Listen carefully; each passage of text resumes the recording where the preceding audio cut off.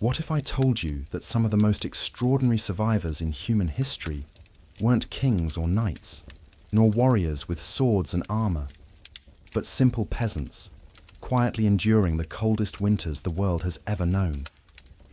Tonight, we step into their world, not the world of castles and tournaments, but of quiet, muddy villages where survival wasn't a given, and warmth was something you chased rather than owned. These were people with no wealth, no protection from the elements, and no safety nets. And yet, they made it through, year after year, generation after generation. Before we go further, settle in, dim the lights, let the quiet hum of the present fade away, and let the sounds of a forgotten winter slowly rise. Not the cheerful kind with bells and carols, but the brutal one, where survival was a nightly gamble. Forget what you know about medieval life. It wasn't always gallant knights and joyful feasts. For most people, winter wasn't a season to enjoy. It was a looming trial that returned each year like a cold-blooded examiner, never grading on a curve. Imagine yourself living in a tiny hut, barely held together with branches, clay, and whatever else could be scraped together. The walls are so thin you can hear the snow falling outside. There's no insulation, no window panes, just a small hole covered with animal hide. You don't have a chimney. The smoke just escapes through the roof or wherever it finds a gap. And inside? The temperature politely mirrors the outside world. If it's freezing outdoors, it's just slightly less freezing indoors. Congratulations, this is your version of warm. Nights were the cruelest. Darkness fell early and stayed late. The wind crept into every crack, whispering threats through. The gaps in the walls, rattling doors that barely closed. The fire sputtered helplessly in the hearth, offering just enough heat to warm a single pair of feet. If you sat close enough. If you were across the room, you might as well have been sleeping in a field. There were no thick blankets or feather-stuffed quilts.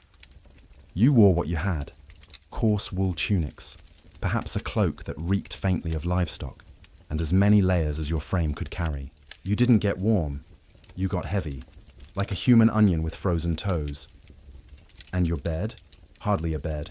It was a sack of straw, maybe with a few dry rushes, if someone had been lucky in the fields. It crunched when you moved and didn't offer, much more than a place to lie still. The fleas were included, of course, free of charge. Company, whether you liked it or not. The cold wasn't just unpleasant, it was deadly. Frostbite didn't need a storm, just time. Hypothermia crept in. Slowly, children and elders were especially vulnerable. Every morning you woke up breathing, it meant something. It was a victory. Worth celebrating, even if just with a turnip that wasn't completely frozen solid. To survive meant layering everything you owned, curling into your family or your livestock, and whispering your prayers to no one in particular. It wasn't about hope, it was about not giving up. And as if that weren't enough, your home didn't protect you. It betrayed you. It let the cold in like an uninvited guest and never asked it to leave. The construction was what historians call wattle and daub, which sounds quaint until you realize it means sticks smeared with a paste of mud, straw, and dung. Yes, dung. It wasn't disgusting, it was insulation, and it was free. But the wind didn't care. It slipped through every join, every seam. It twirled around the room like a dancer in the dark, touching everything with icy fingers. You could feel it moving. Privacy? None. Warmth? Rarely. But what you did have was character. The kind that gets built when your roof starts leaking in the middle of the night and a squirrel falls into your soup. Thatched roofs looked charming from a distance. Up close they sagged under snow, dripped from rain, and offered only the suggestion of shelter. But you lived with it, because what choice did you have? That was winter for a medieval peasant, and it was only the beginning. Windows, when they existed at all, were barely worthy of the name. Tiny openings often patched with thin animal hides or rough wooden shutters. Glass was such a luxury that even the wealthiest lord might only own, a single modest pane, while peasants counted themselves fortunate if their flimsy cowhide coverings didn't blow clean off the wall during a harsh midwinter storm. And if you think walls were the worst of it, think again. Floors were nothing but compacted earth, offering no real protection from the elements. Whenever it rained or snowed heavily, water seeped up through the ground, turning the interior into something resembling a muddy swamp. You could generously call it an indoor water feature, though certainly not one anyone enjoyed. Stepping around inside your own home during the depth of winter was like trudging across a frozen marsh, cold seeping relentlessly into your feet with every miserable step. Cold attacked peasants from all sides, above, below, and everywhere in between. A relentless, three-dimensional assault on comfort. But medieval villagers weren't ones to complain. Instead, they stuffed moss into cracks, jammed old cloths into gaps, and huddled together for warmth. Human insulation, creativity, stubbornness, and the occasional coat of sheep grease smeared onto the walls were often the only things standing between them and becoming medieval icicles. Because if your house was barely standing, and your primary defense against winter involved mud and goat hair, you had to find humor where you could, assuming your teeth weren't chattering too hard to speak. But the freezing air wasn't their only enemy. A silent adversary crept upward from beneath their feet. The cold, unforgiving earth itself. Floors in peasant homes weren't really floors, just slightly flatter patches of dirt. If luck smiled upon you, someone may have thrown down a thin layer of straw or rushes to give the illusion of comfort. But in truth, you were always just a few fragile inches from the frozen earth, and that cold never rested. It rose from below like a ghost, seeping through layers of straw, rushing silently into your bones, reaching into your very soul. Drop anything on the floor overnight. Congratulations. It became an instant relic, preserved in the icy dirt until spring thaw. To battle this miserable reality, peasants tried their best, piling mats of straw across the floor if they had enough to spare, or, more realistically, if they could quietly gather enough straw from a neighbour's field without being caught. But straw was a temporary solution at best. It flattened quickly, developed mould even faster, and provided an unwelcome, crunchy soundtrack to sleepless nights. Some peasants opted for layers of dried rushes instead, throwing fresh rushes on top, without ever removing the old. Over time, this formed an elaborate ecosystem beneath their feet, a squishy, damp mixture of decaying plants, thriving fleas, and mystery creatures creating their own version of medieval carpet padding, complete with the unmistakable aroma of wet dog. Beds, for those fortunate enough to own one, hardly improved matters. They were usually just wooden frames packed with, you guessed it, more straw or hay.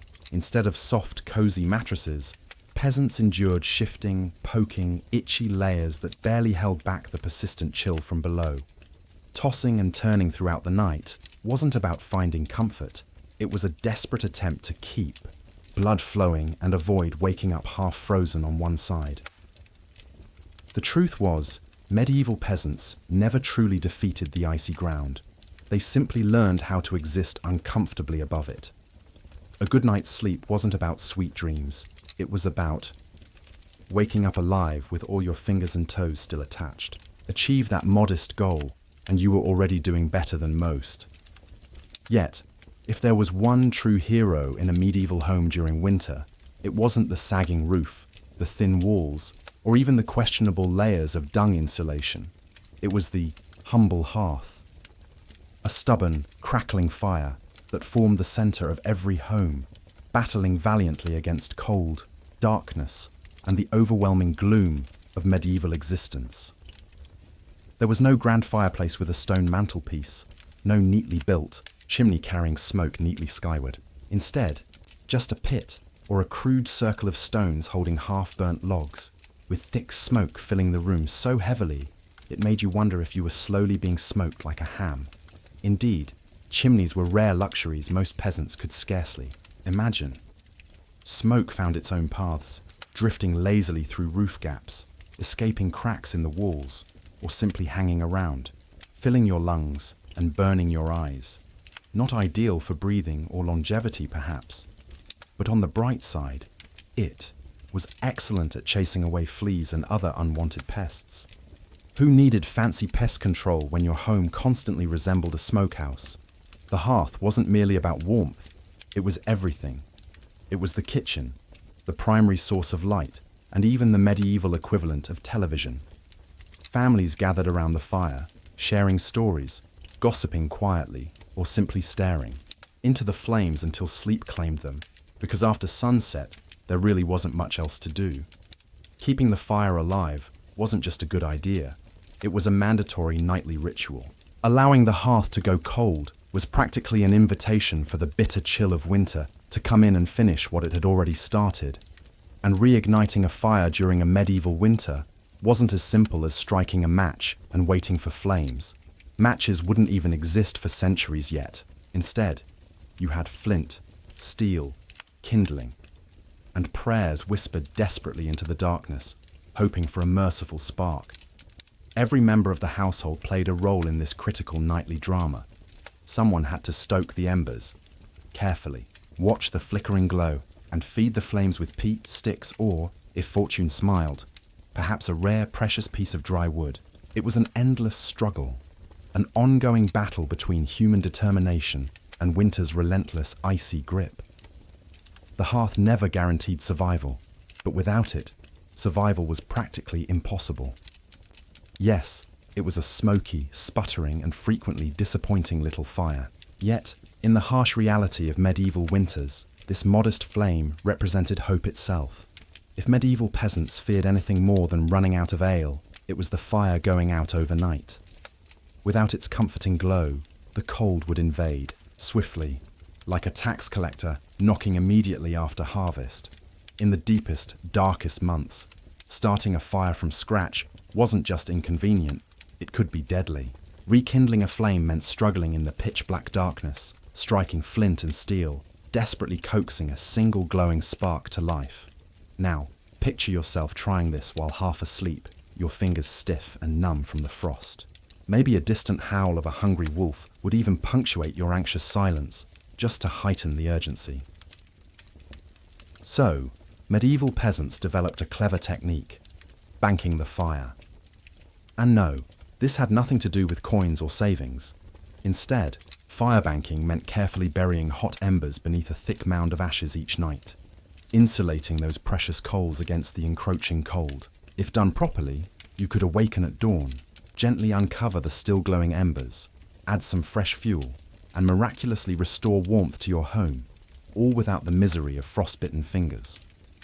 Do it wrong, however, and your morning instantly turned grim, frigid, and decidedly grumpy. Firebanking became an art form, a skill passed lovingly from parents to children, almost like a treasured family recipe. Everyone had their own secret methods. Some swore by bone-dry ash. Others insisted a slight dampness was essential. Arguments erupted as easily as modern debates over barbecue techniques, except here the stakes were much higher. In fact, a medieval peasant might consider critiquing another's firebanking skills as a personal insult. Sometimes, though, even the most meticulous firebanking failed. A sneaky winter breeze might slip through a crack in the walls, extinguishing the embers, or a clumsy sheep could accidentally stumble into the hearth. Yes, this actually happened, and it was exactly as disastrous as you'd imagine. That's why some families adopted a routine of waking in shifts throughout the night to check on the fire. It was essentially the medieval equivalent of sleepwalking, to adjust the thermostat, though considerably less comfortable. Ultimately, firebanking wasn't about conquering winter, it was about buying a few extra hours of warmth and life. Awakening to find even one tiny ember glowing softly beneath the ash was considered a genuine victory, enough motivation to push through yet another day of cold survival. In medieval times, the phrase, "the more the merrier," wasn't just a quaint saying, it was a winter survival tactic. When the fire sputtered weakly and bitter winds whistled through every gap, the peasants relied on one foolproof source of warmth: each other. If that meant sleeping cheek to cheek with family, neighbors, livestock, and perhaps even a bewildered goose, then that's exactly what you did. Forget personal space. Privacy wasn't even a fleeting thought. On brutally cold nights, Comfort wasn't the goal. The only thing that mattered was not waking up frozen to the dirt floor. Entire families crammed themselves into the warmest corner available, wrapped in every piece of cloth they owned, forming something like a layered human casserole of desperation and snores. Small children were tucked tightly between their parents, grandparents nestled under heavy layers of cloth. And if an extra relative appeared unexpectedly at your door, well, somehow you always made space. The fortunate ones found themselves positioned in the center, protected on all sides by the comforting heat of others. The unlucky ones occupied the edges, suffering through the night as the medieval equivalent of sleeping by the door of a freezer. And pity the poor soul who dared to shift in their sleep. One careless movement, and suddenly Aunt Mildred was shoved into the freezing draft by the wall, instantly earning you the title of family villain. Beds, if they existed, were hardly luxurious, often communal, stuffed with straw, and gradually flattened under the nightly weight of multiple generations. Given the standards of medieval hygiene, these sleeping arrangements were hardly fragrant, but when frostbite lurked just beyond the firelight, cleanliness quickly dropped from the priority list. Body heat wasn't just pleasant, it was strategic. Medieval manuals even advised positioning the strongest, healthiest individuals around the outer edges, forming a protective barrier of warmth. Infants and frail elders were carefully placed at the center, cherished as precious generators of heat. Survival wasn't simply about enduring the cold. It became woven deeply into family routines, turning bleak winter nights into moments of bonding. Long hours spent crowded together under blankets naturally led to storytelling, quiet singing, and whispered conversations that carried families through the darkest hours. In time, these shared hardships evolved into comforting traditions, transforming survival into something deeper, an enduring sense of togetherness that warmed hearts even when fires flickered low. So, next time your sibling steals the covers, or your dog stubbornly hogs the bed, just remember, you're not squeezed between a snoring uncle and a particularly judgmental goat. If modern roommates test your patience, medieval peasants would love to introduce you to their winter housemates. Cows, goats, pigs, chickens, basically anything with a pulse and a touch of body heat. Bringing animals indoors wasn't just a quirky tradition, it was essential survival strategy.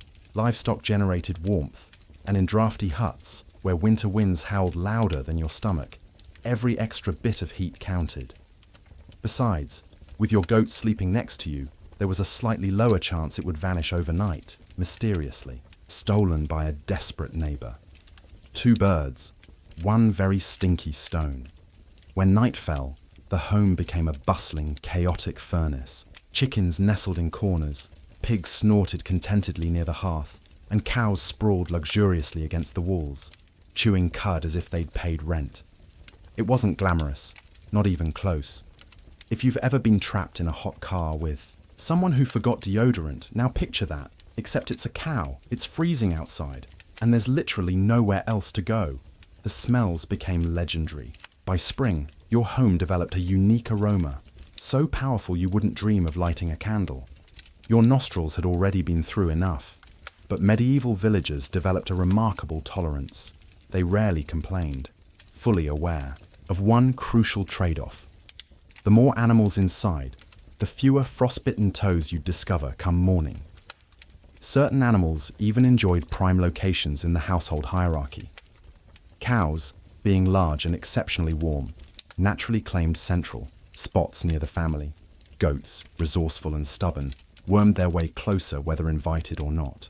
Chickens perched precariously in rafters or baskets, and pigs didn't care in the slightest. They flopped down wherever they pleased, often directly in everyone's path. Of course, sharing sleeping quarters with livestock came with hazards. Imagine drifting peacefully off to sleep, only to be jolted awake by a chicken using your hair as a cozy perch, or stepping barefoot into something suspiciously squishy first thing in the morning. Medieval mornings certainly had their share of unpleasant surprises, but peasants accepted these nightly inconveniences because the mathematics was clear. Cold killed, but cows cuddled, whether willingly or not. On frigid nights, the warm breath of a cow could mean the difference between survival and freezing solid. In medieval winters, fashion wasn't about impressing neighbours. It was about avoiding death by frostbite. Forget flipping through style magazines or chasing trends. Peasants piled on every piece of clothing they owned, layering up as if preparing for battle against winter itself. The guiding principle was simple. If you had it, you wore it. All at once, if possible.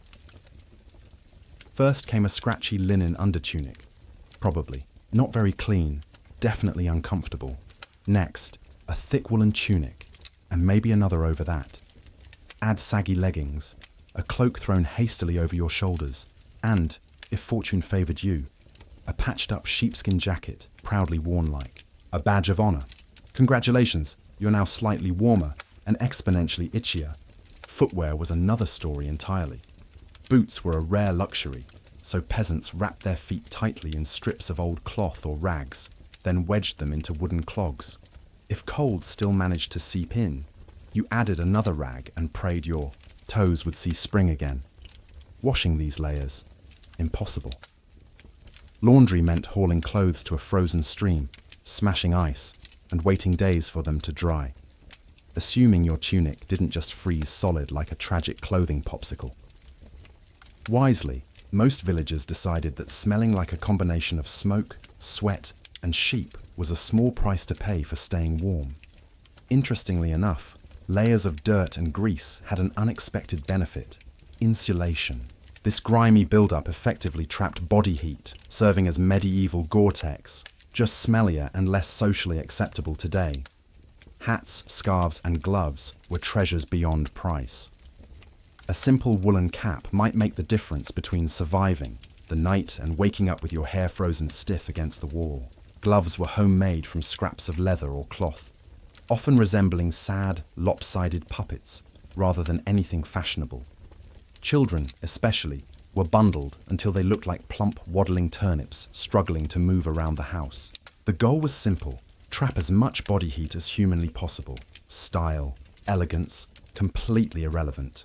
Warmth was the real medieval fashion statement. So, the next time you're annoyed by layering up for a chilly day, just imagine medieval peasants shuffling around, wrapped in half their wardrobe, resembling bulky piles of laundry, and counting themselves fortunate for it. But clothing wasn't the only way dirt played a vital role. In fact, dirt itself was considered a survival tool. Being grimy wasn't a sign you'd given up. It was tactical, strategic, perhaps even genius. Winter posed a specific, relentless enemy: heat loss. Clean clothing, especially freshly washed linen, was surprisingly terrible at keeping you warm. It breathed too easily, allowing body heat to escape when temperatures hovered dangerously low. That's where dirt came to the rescue. As peasants went days or weeks without washing their clothes, a thick layer of grime, body oils, and good old-fashioned mud gradually accumulated. Over time, this natural layer of filth clogged the fabric's pores, turning garments into surprisingly effective wind barriers. It was essentially medieval weatherproofing, though considerably smellier.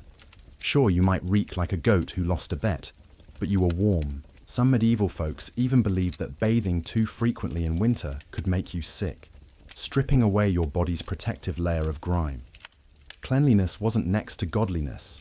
In winter, cleanliness was dangerously close to frostbite. It was better, far better, to keep your protective layer of filth intact. Bathing was rare, laundry rarer still, and soap, on the rare occasion you even had it, was reserved strictly for major events, like visits from the bishop, or maybe your final hours on earth. And when it came to clothing, peasants had another, ingenious strategy: layering their garments without ever changing the ones beneath. New clothes were simply added over last month's clothing, creating a living archive of dirt, sweat, and heroic stains that chronicled tales of survival. Every mark proudly declared something along the lines of, "Here's where I slipped into the mud, but still lived to tell about it." To outsiders, medieval villagers might have seemed resigned to filth and odour, but they knew better. Their grimy, crusty garments formed a crucial shield, a thermal barrier that stood defiantly between them and frostbite. It wasn't elegant, but elegance rarely saved anyone from freezing to death. Besides, in a world where everyone smelled equally offensive, nose blindness was practically universal. So yes, in the brutal chill of medieval winters, dirt wasn't failure. It was fashion. It was a practical necessity. If by February you were wrapped in a thick, greasy outer layer, you were officially winning at life. If you imagine medieval peasants enjoying cozy featherbeds and embroidered quilts, it's time to reconsider. Their reality was far more primitive. By primitive, think along the lines of sleeping on piles of dried plants and hoping for the best. Beds, if you could afford that name, consisted of rough wooden frames topped with large sacks, stuffed generously with straw, hay, or old rushes. There were no memory foam mattresses, no orthopedic comforts, and definitely no five-star luxury. Just scratchy, lumpy bedding, infused with a faint scent of barnyard and disappointment. Each restless toss in the night was accompanied by a delightful chorus of crunching straw and the occasional sharp jab from an unruly stork. Some peasants skipped the wooden frames altogether, spreading straw directly onto the dirt floor, unknowingly creating what modern influencers might enthusiastically call earth-connected sleeping. The straw wasn't just uncomfortable, it was temporary. It flattened quickly, grew moldy, attracted insects, and gradually became a small-scale biological disaster. Changing out bedding was a major household event, usually performed only a few times a year, or whenever your mattress started moving independently. Rushes offered a slightly more appealing alternative. These long grasses were often strewn across floors, and sometimes mixed with herbs like lavender or rosemary to mask the overwhelming aroma of daily livestock encounters. The pleasant scent lasted roughly one day. Afterward, rushes blended seamlessly with mud, food scraps, and the general debris of village life. Let's not overlook the charming bed companions. Fleas, lice, and countless tiny creatures adored straw bedding almost as much as the peasants themselves did. If you woke up scratching more often than you slept, congratulations, you'd achieved the authentic medieval experience. Despite all this misery, these humble beds were literal lifesavers. Layers of straw insulated bodies from the frozen earth beneath, and sleeping in clusters created precious pockets of shared warmth. It was medieval central heating at its finest. So the next time you sink gratefully into your modern mattress, spare a thought for a medieval peasant somewhere in history, smiling through missing teeth and whispering wistfully, "Must be nice." Living in houses constructed from sticks, mud, and sheer optimism taught peasants quickly that winter breezes weren't minor inconveniences, they were personal affronts. Medieval villagers fought the cold not only outside their homes but from within their walls, armed only with whatever materials they could stuff into the cracks. And believe me, there were plenty of cracks. Walls warped, mud crumbled, thatch sagged, and every night brought new, mysterious openings for the chill to exploit, like a mischievous spirit determined to haunt your home. Sealing up gaps evolved into an art form. Peasants stuffed openings with moss, straw, old cloth, bundles of dried grass, and sometimes even animal hair. If it was soft, squishy, or remotely insulating, it found its way into a hole somewhere.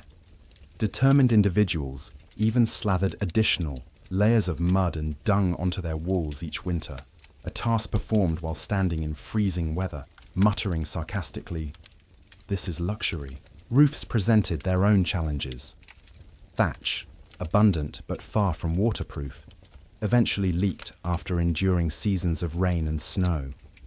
Holes were hastily patched with bits of cloth, bundles of reeds, or, in moments of desperation, chunks of turf borrowed or stolen from the nearest field.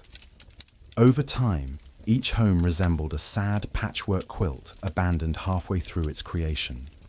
Doors and windows, if you had them, were little more than planks of wood secured by rusted nails and sheer determination. Window openings were covered with animal hides or thick fabric soaked in animal fat, blocking drafts and introducing a distinctive aroma of mystery meat to your living space. Every night became a battle between human ingenuity and relentless, sneaky drafts. You might feel secure one moment, only to be rudely awakened by an icy gust that discovered the tiny gap you'd missed, slapping you awake like winter's cruel hand.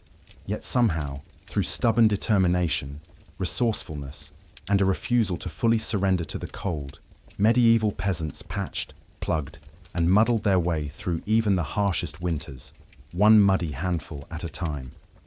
When the cold became severe enough to disrupt sleep, peasants had a practical solution. They didn't even pretend that everyone could sleep simultaneously. Instead, they adopted a survival strategy that would make any modern military commander proud: sleeping in shifts. It wasn't a formal system with organized schedules, whistles, or roll calls. Rather, it was a practical, instinctive response to the constant threat of the cold, ensuring someone was always awake, always tending the fragile fire, always watching out for the rest. 36:15. You ate the turnips, or you shivered through the night thinking about how much you missed the turnips. Harsh but effective parenting, medieval style. Of course, heavy nighttime eating came with its own hazards. You might be warmer, but you were also risking a night of vivid, bizarre dreams fueled by a stomach trying desperately to process an entire field's worth of cabbages. The reality was far simpler and far more desperate. Half the household stayed awake, keeping watch over the fragile embers of the fire and patching up every new draft the wind cruelly revealed. Meanwhile, the other half curled up beneath threadbare blankets and straw, desperately grasping for a few precious hours of half-frozen sleep. The fire demanded constant vigilance. Left unattended for just a short while, it would fade into embers, and reigniting it was about as easy as convincing a stubborn donkey to dance. Someone always had to take charge of ember patrol, and since no one wanted to leave their spot once, they'd finally warmed up slightly. Families rotated through shifts. You'd doze uneasily for a few hours, get elbowed awake, then stumble sleepily toward the hearth to poke, prod, and whisper curses at the fire until it sputtered back to life, carefully avoiding stepping on the goats sprawled across the floor. This rotation wasn't exactly glamorous. There were no night vision goggles, no late-night snacks, and certainly no snooze buttons to plead for just 5 more minutes. Instead, you had stiff joints, heavy eyelids, and mounting resentment toward whoever snored loudest during your watch. Even children old enough to hold a stick were pressed into this essential duty, learning quickly that everyone pulled their weight, or froze, trying. Grandparents often stayed near the hearth longer, partly due to their experience, but mostly because the pain of lying down and standing back up made any movement a monumental event. When your turn to sleep finally arrived, good luck. The continuous rustling of animals, shuffling footsteps, the wind battering the walls, and the occasional sharp nudge from a sibling rolling over too forcefully made quality rest a minor miracle. Yet somehow, despite exhaustion, this system functioned remarkably well. Sleeping in shifts ensured there were always watchful eyes and begrudgingly cold hands ready to revive the fire. The embers survived the night, and with them, so did the family. Next time you grumble about getting up to adjust the thermostat or let the cat out, spare a thought for the medieval peasant squinting into a smoky hearth at 3 a.m, genuinely contemplating whether toes were absolutely essential, because you truly know it's cold when you have to think consciously about how you breathe just to survive. Medieval peasants didn't just fight freezing air with cloaks, fires, and creative sleeping arrangements. They even adjusted their breathing techniques to endure the night. The problem was simple. Deep, open-mouthed breathing drew icy air directly into your lungs. In a world where pneumonia could send you to the grave faster than you could say Hail Mary, that wasn't just uncomfortable, it was deadly. Peasants learned to master what we might today call survival breathing. Instead of inhaling large gulps of air as if they'd just run uphill, they kept breaths shallow, slow, and strictly through the nose, letting their bodies gently warm the air before it reached the lungs. It wasn't perfect, but it certainly beat coughing yourself into oblivion by February. If you accidentally took a deep breath of cold night air, you just earned yourself a week of painful coughing, with no doctor in sight, and grandma's questionable remedies of hot onion tea and stern prayers. To further protect themselves, some peasants cleverly tucked bits of cloak, shawl, or cloth over their faces while they slept, creating makeshift barriers to warm their breath. Admittedly, this often meant waking up with damp, soggy fabric clinging uncomfortably to your mouth. But compared to freezing from the inside out, it was a small price to pay. Children learned these breathing techniques early. Parents constantly scolded little ones who panted like dogs indoors during the coldest months. Between the harsh breathing lessons, itchy woolen layers, and sleeping beside aggressively gassy goats, medieval childhood winters were character building on an entirely different level. Nighttime breathing became an art form. Slow, steady, through the nose, and as minimal as possible. It resembled a grim medieval yoga retreat, minus inspirational quotes and plus plenty of frostbite. In the grand scheme of survival, this wasn't the flashiest method, but it worked. One shallow, carefully warmed breath at a time, peasants persevered through another frozen night. In their relentless struggle against the chill of medieval winters, peasants discovered an unlikely secret weapon: a full stomach. One of the most effective defenses against the cold wasn't layering another scratchy cloak, but stuffing yourself with hearty, heavy meals before bed. Calories translated directly into warmth. The more your body worked to digest heavy food, the more internal heat it generated, a basic, intuitive form of medieval thermodynamics. So, what exactly did medieval peasants pile onto their plates to fend off the icy night? Imagine thick stews packed with root vegetables, hearty turnips, pungent onions, and earthy parsnips simmering slowly over the fire. Grains, too, were lifesavers. Warm bowls of oat porridge, chewy barley gruel, or dense rye bread filled their bellies. On particularly fortunate days, perhaps after a village celebration, or following a generous slaughter, bits of salted pork or slices of dried sausage might enrich the stew pot, elevating the humble meal to something approaching indulgence. This wasn't comfort food in a modern, Instagram-worthy sense. No careful plating, no artisanal garnishes. Instead, it was one heavy, vaguely brown mass designed explicitly to settle firmly in your stomach, radiating warmth throughout the night. Eating smart was crucial. Foods requiring longer digestion provided a steady trickle of warmth as the body slowly converted calories into precious heat. Fatty foods held special esteem, not just for their taste, but because fat burns more slowly and steadily than lean protein. A belly brimming with stew, dense bread, and a generous scoop of lard was peak medieval winter luxury. Parents ensured even the pickiest eaters cleaned their plates. It didn't matter if little Thomas hated turnips. Survival wasn't negotiable. Every mouthful meant another layer of defense against the bone-chilling night. Was it worth all the trouble? Absolutely, because medieval peasants weren't striving for culinary acclaim or aiming to impress anyone with refined dishes. Their goal was straightforward and simple: survive until morning. If that meant climbing into bed stuffed, bloated, and carefully breathing through your nose while nestled beside a gently steaming cow, so be it. Just another ordinary night in the endless, exhausting quest to reach one more frosty sunrise. Long before electric blankets and fancy heated mattress pads appeared, medieval peasants had to get resourceful to secure a bit of extra warmth at bedtime. Enter two humble but essential inventions: the simple hay box and the trusty heated stone. Let's first appreciate the humble hay box, rustic in appearance, but utterly brilliant in its simplicity.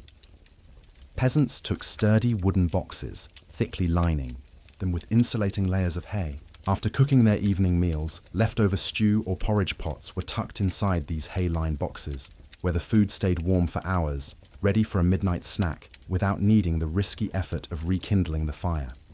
Essentially, this was the medieval equivalent of a slow cooker.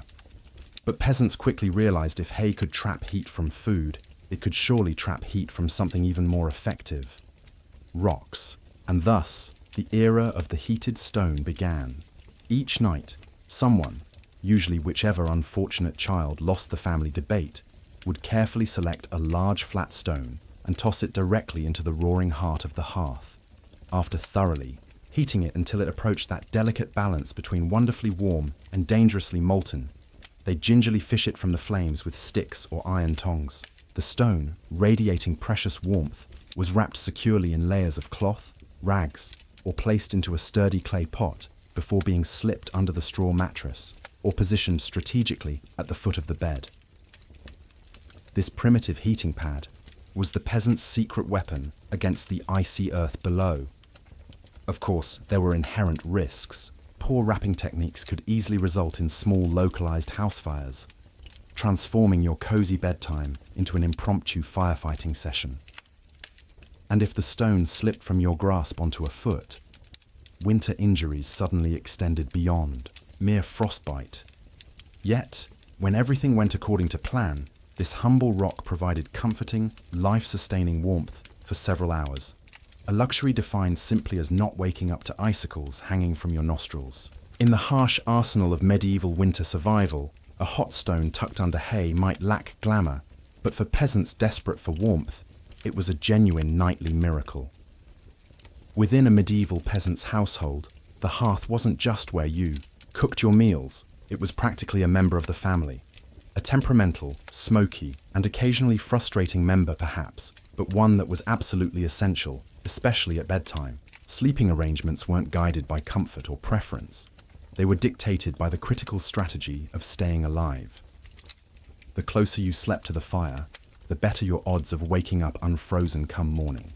Naturally, infants, elderly family members, and those who were sick or frail received prime real estate nearest the hearth. From there, parents, older children, and stronger adults radiated outward, forming layers of human insulation. Assigning someone a coveted spot close to the flames wasn't just an act of kindness, it was basic survival arithmetic. Babies were precious, fragile sources of warmth. Elders held valuable knowledge, wisdom, and, if we're being completely honest, the very best village gossip. Keeping them warm was utterly non-negotiable, but sleeping close to the fire wasn't all. Cozy bliss. Too close, and you risked waking up with your hair scorched or your cloak suspiciously smouldering. Too far, and you were effectively camping inside an icebox. Finding that delicate sweet spot, near enough to bask in warmth without waking up looking like a partially roasted medieval dinner, was a nightly challenge.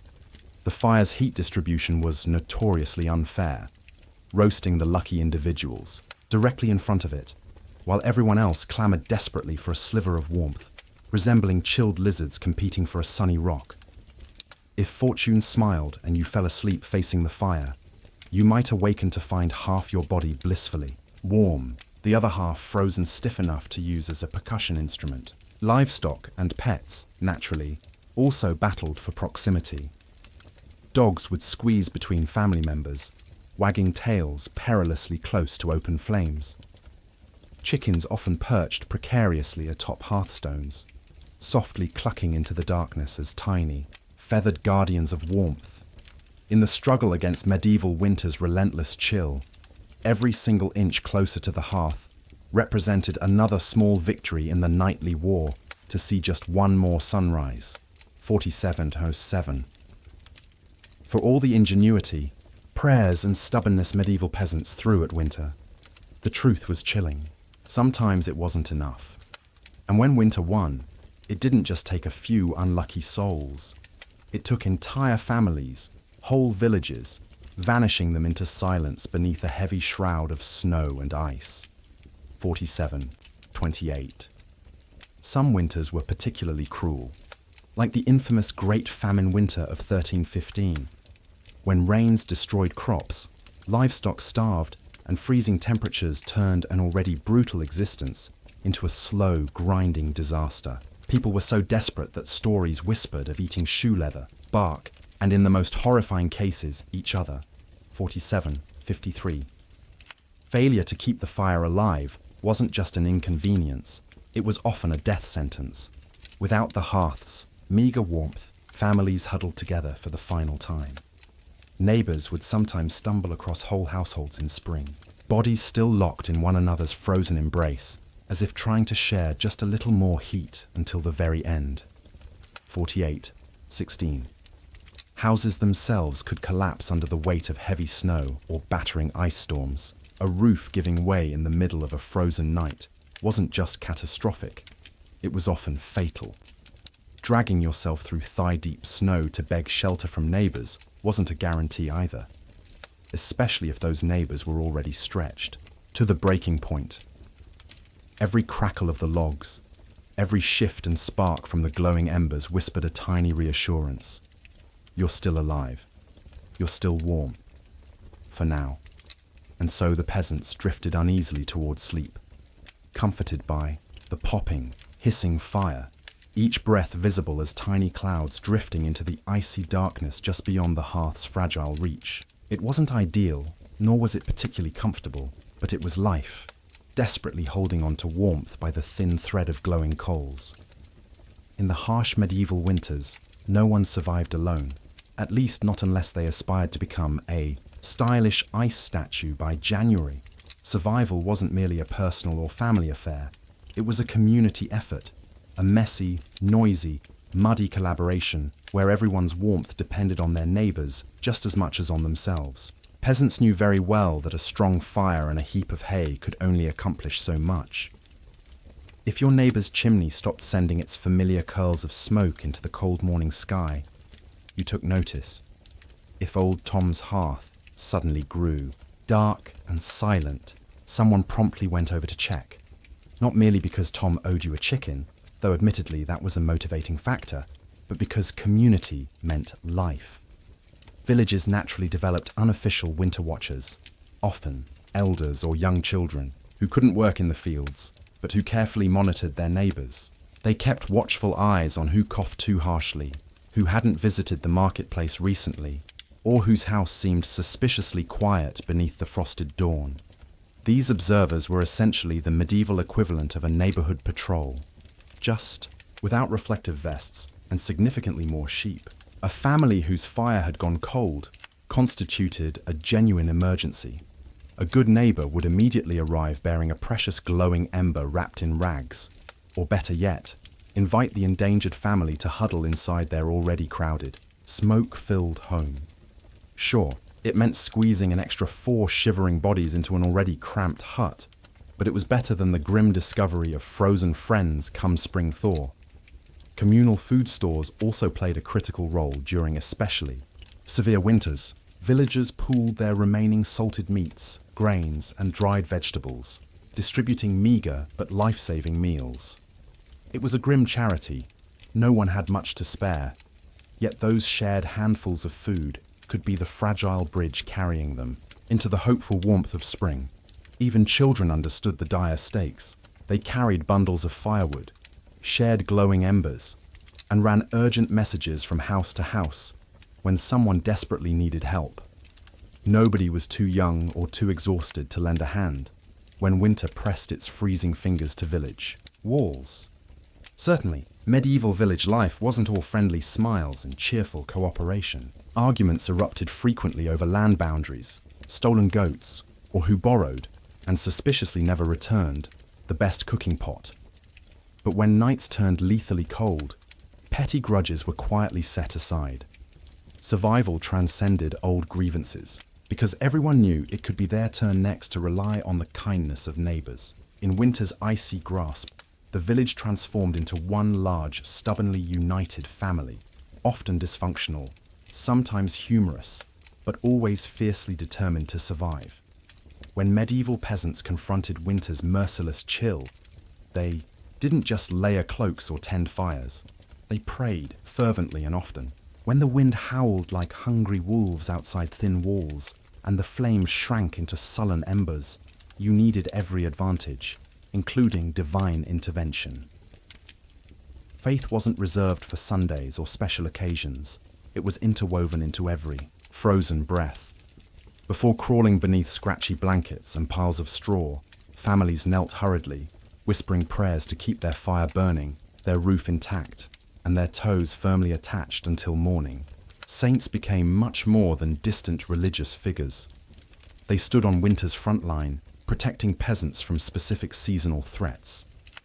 Saint Blaise, for instance, guarded against throat ailments, a legitimate concern when inhaling a single icy breath could leave you coughing painfully for days. St. Nicholas wasn't just the jolly giver of holiday gifts. He also shielded households from sudden financial or physical ruin during winter's harshest months. Superstitions seamlessly blended into everyday survival routines. Some families sprinkled holy water near their hearths before bedtime, believing it protected against evil spirits, or at the very least kept mischievous drafts at bay. Others marked their doorways with blessed chalk after religious feast days, silently pleading for warmth, safety, and a little extra luck to enter their homes. Candles played an essential part too. Special vigil candles, blessed either by the village priest or perhaps by the most devout elderly woman around, burned through the night. Their flickering flames represented desperate, hopeful prayers against the darkness and cold clawing at fragile walls. And no winter prayer was complete without a heartfelt promise. Dear Lord, if you just get us through this night, I swear I'll be kinder to my neighbour, even the one who constantly steals our turnips. Faith wasn't abstract comfort. It was an urgent daily negotiation. Peasants didn't pray for luxury. They simply begged for another day of warmth, another meal, and another sunrise. It was raw, simple hope whispered into smoky rafters, breathed quietly into freezing air, and woven gently into itchy blankets.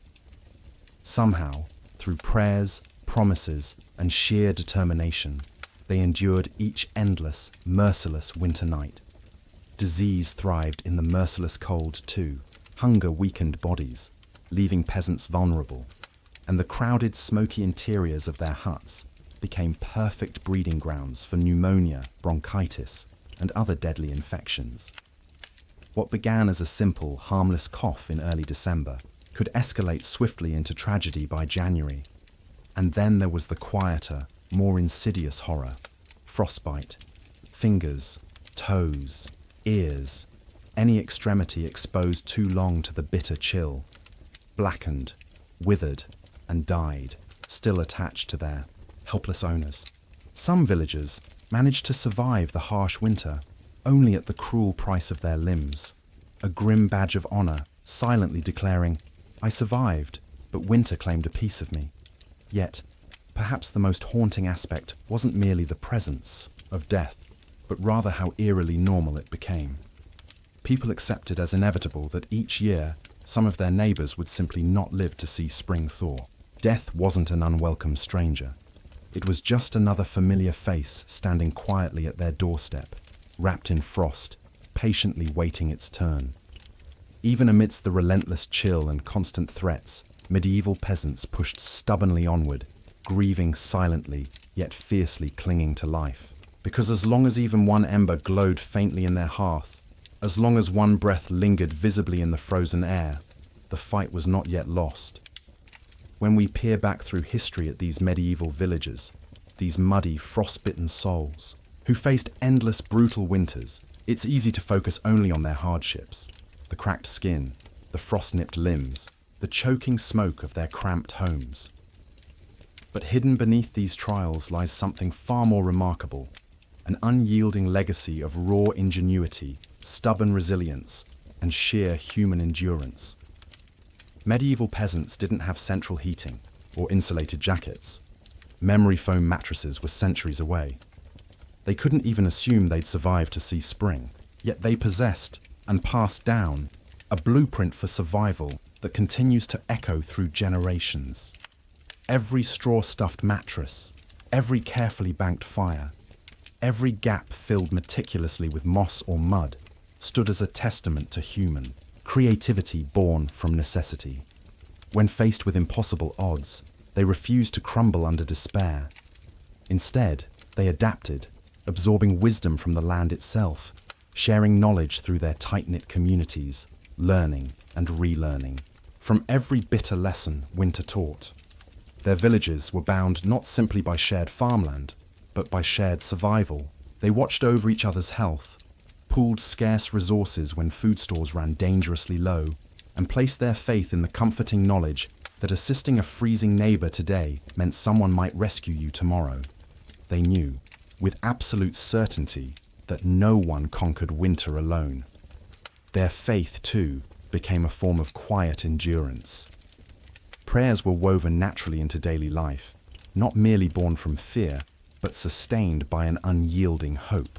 It was a fragile but powerful hope that perhaps tomorrow would bring a touch more warmth, a brighter sky, or that after 100 relentless nights, spring would finally emerge again, pushing fresh green shoots bravely through the frozen earth.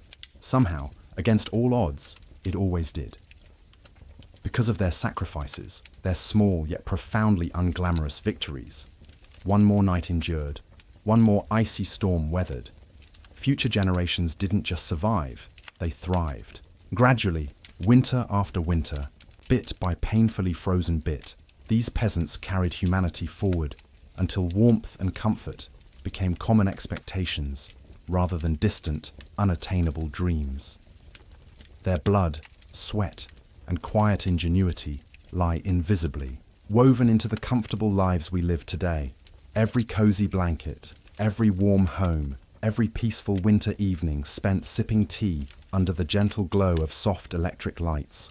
All these small luxuries represent the culmination of countless medieval villagers refusing to yield to the relentless cold. So next time the winter wind howls outside your insulated, double-paned windows, pause for just a moment and think of them, the nameless, fearless souls who turned shivering survival into a lasting legacy, fighting through winter one glowing ember, one quiet breath, one stubborn heartbeat at a time. Anne Boleyn didn't enter the world crowned or celebrated, nor with armies awaiting her command.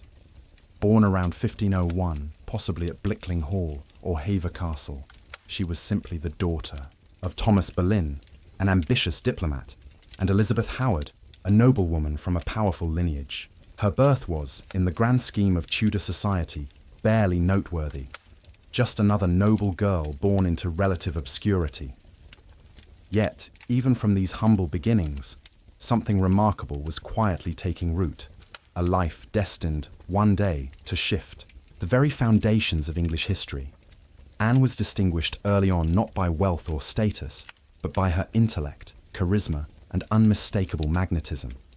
Her family quickly recognized these qualities, deciding that such potential required nurturing beyond the ordinary expectations of the day.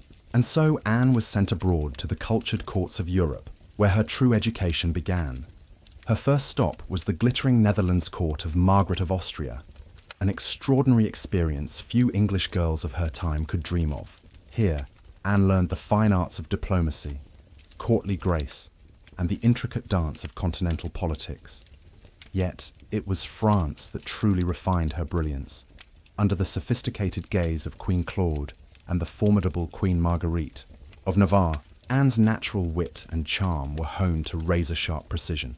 While other young noblewomen perfected their embroidery and needlework, Anne perfected conversation, intrigue, and the subtle skill of commanding attention without ever appearing to seek it. She became fluent not merely in French, but in the complex silent languages of influence, elegance, and quiet power. When Anne returned to England in the early 1520s, she was something rare and captivating, a young woman who effortlessly matched the sophistication and allure of Europe's most polished courtiers, yet carried with her the fierce ambition of an ascendant English noble house.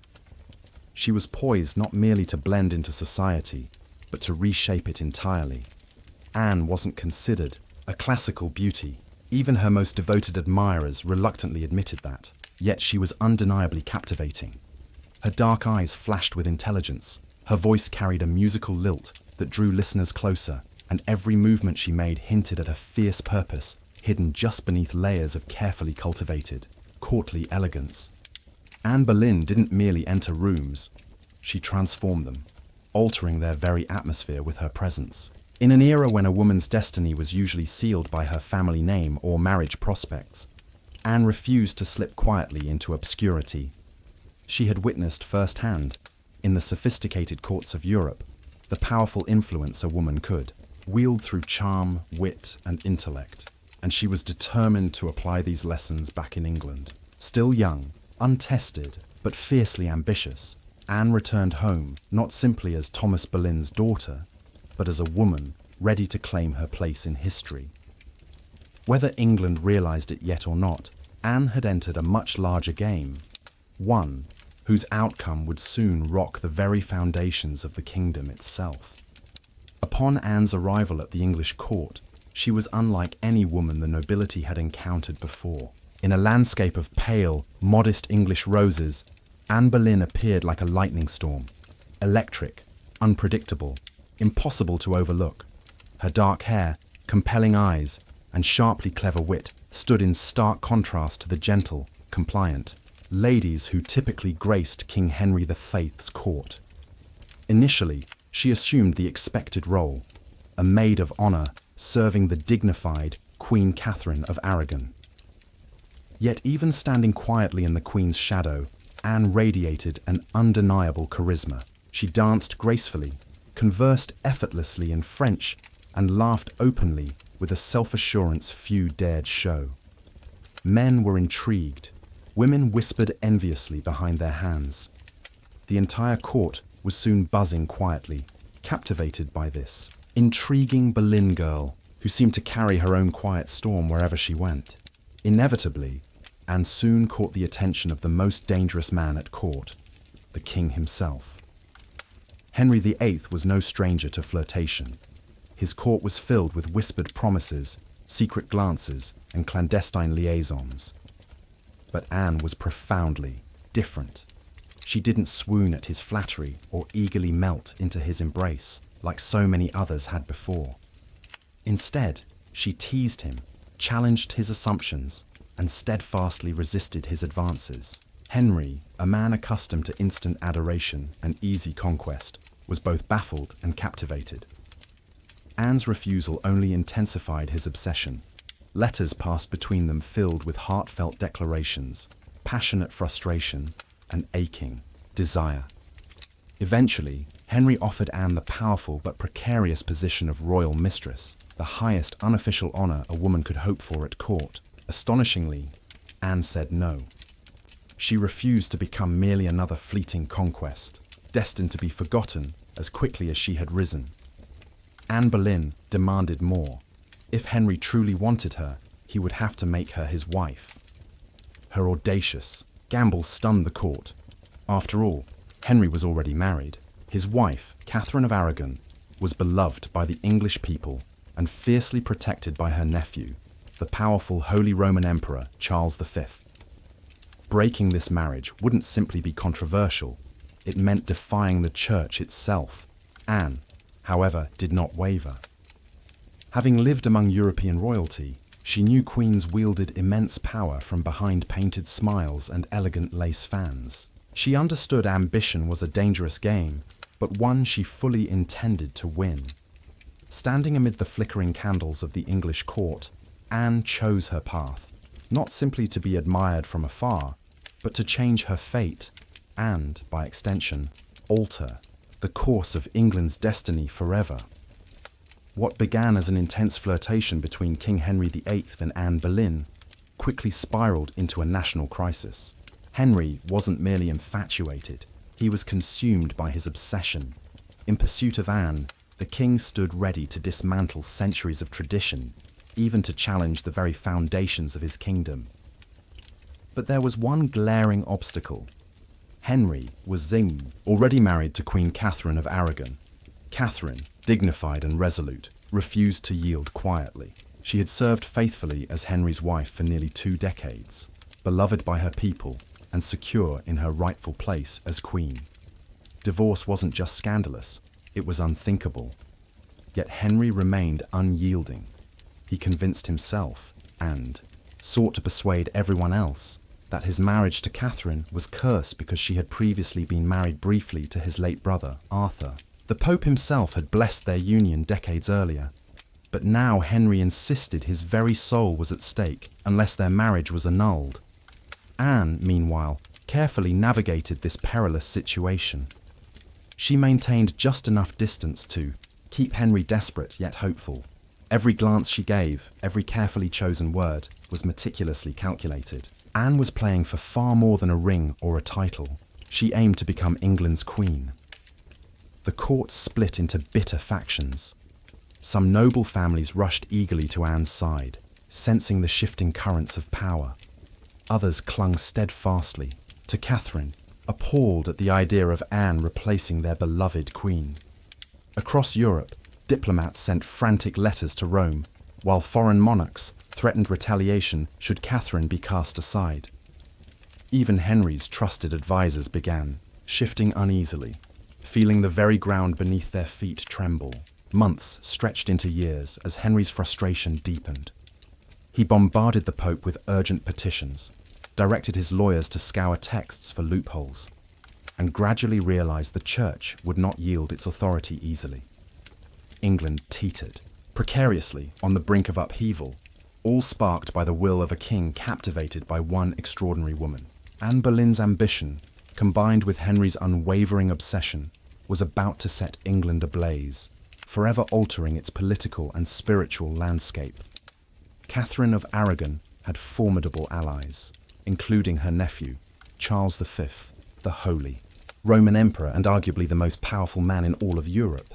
Yet Henry pressed on relentlessly, ignoring advice, defying centuries of tradition, and eventually challenging even the law itself.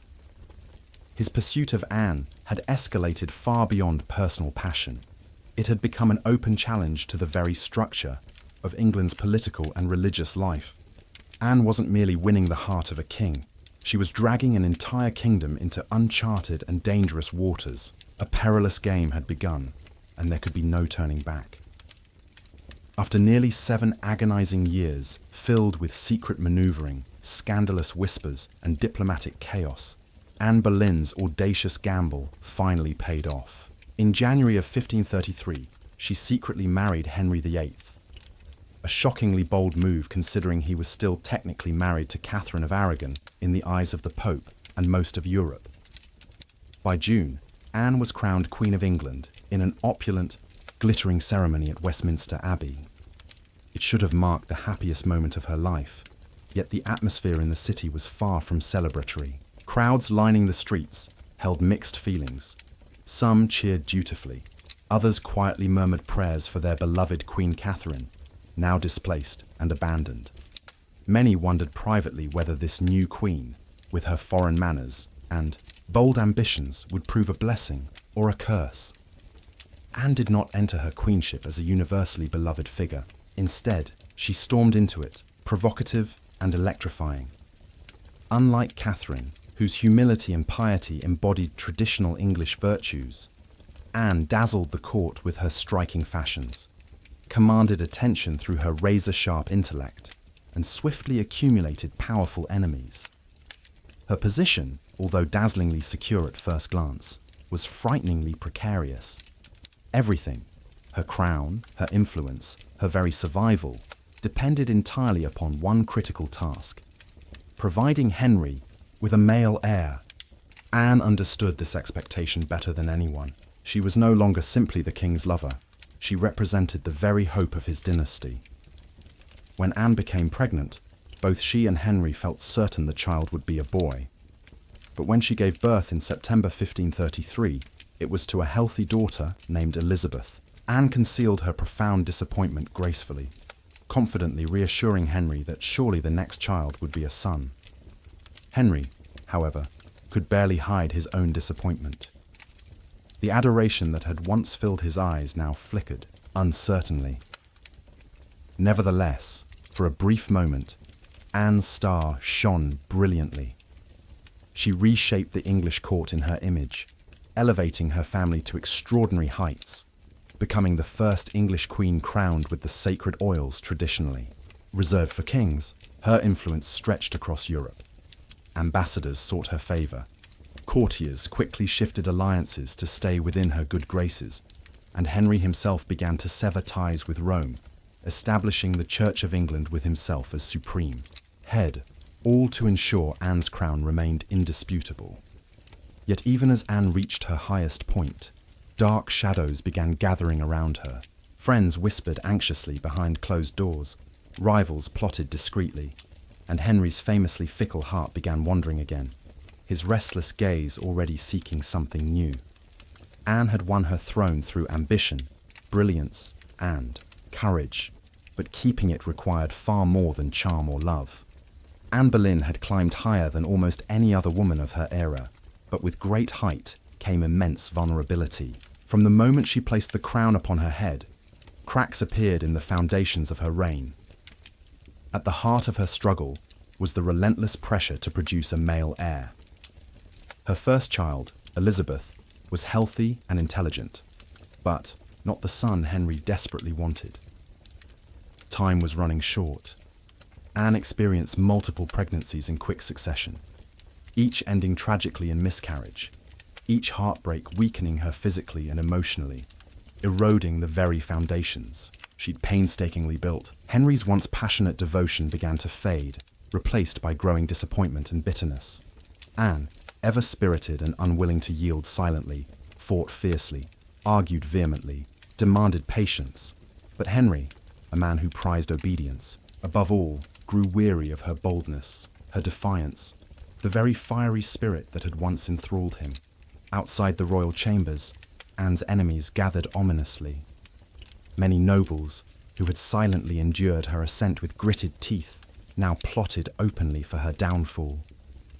Catherine's loyal supporters had never forgiven Anne, condemning her for what they saw as theft and sacrilege.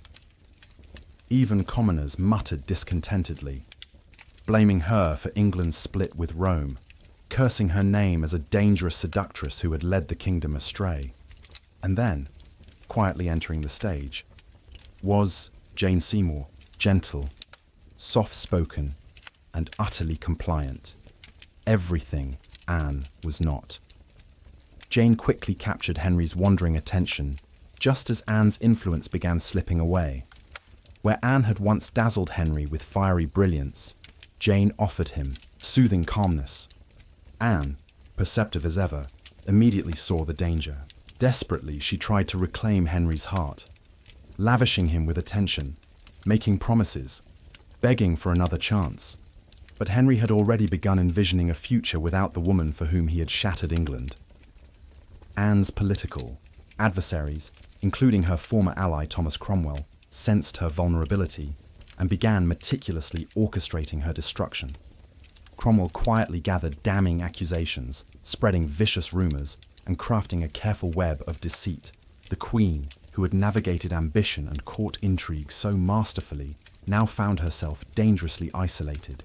Anne's enemies didn't attack openly with swords or armies.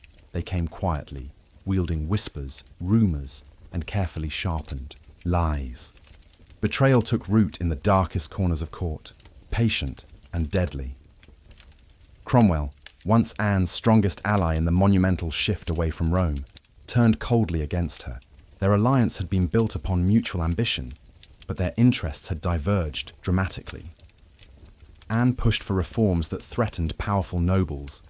Cromwell wanted stability, royal favour, and total control. Anne's fearless boldness now posed a danger. Henry's love, once fierce and consuming, curdled into irritation, suspicion, and cold indifference. Her charm, once irresistible, now grated on a court that longed for a gentler, more obedient queen. Meanwhile, Jane Seymour waited quietly and calculatedly in the wings, the perfect contrast to Anne's fading fire. It was Cromwell who moved first. Knowing Henry was restless and eager for an escape, yet unwilling to endure another humiliating divorce, Cromwell provided a convenient solution: Anne's complete disgrace. Wild, monstrous accusations emerged. Adultery, incest, treasonous conspiracy against the king himself. Anne, once England's brilliant, proud queen, was suddenly portrayed as a dangerous seductress and traitor. Cromwell carefully orchestrated trials, extracting forced confessions under torture, twisting harmless courtly flirtations into damning evidence. Several men, including Anne's own brother George Boleyn, were arrested on charges so outrageous they defied logic, yet tragically believable to a court desperate for Anne's downfall. Hurled against Anne Boleyn were riddled with contradictions, impossibilities, and glaring absurdities. Yet in the dangerous atmosphere of Henry's court, the truth had become whatever the king wished it to be. Anne, sensing the tightening noose around her neck, fought desperately.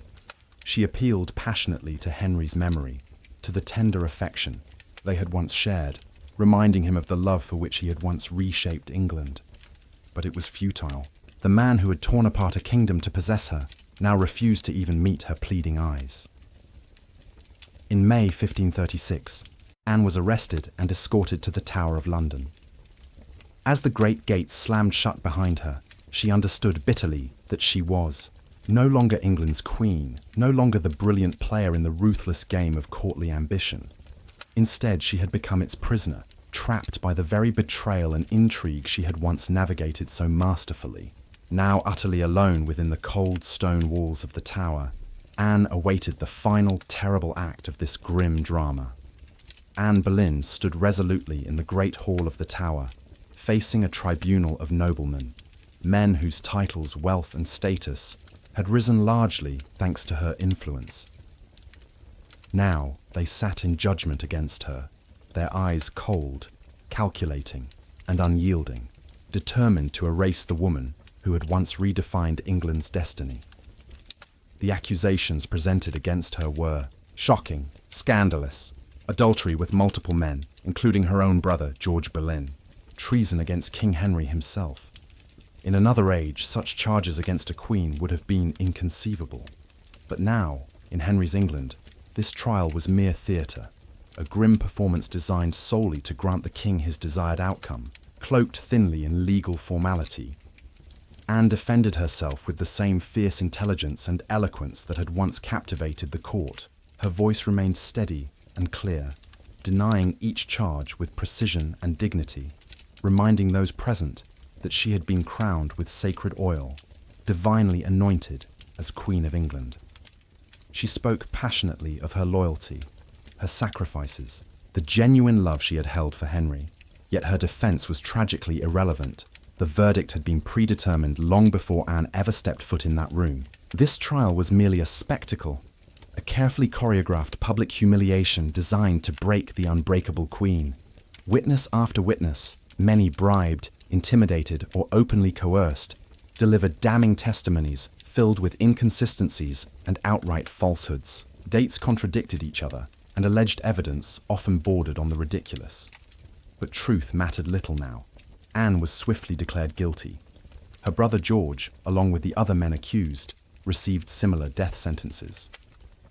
Anne herself was sentenced to beheading, a merciful punishment compared to the usual traitor's death of hanging, drawing, and quartering.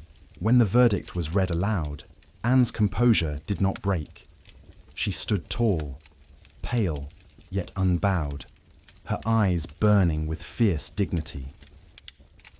In those brief, final moments before she was led back to her cell, Anne declared in a steady voice that she was prepared to die, praying openly for God's mercy upon her soul.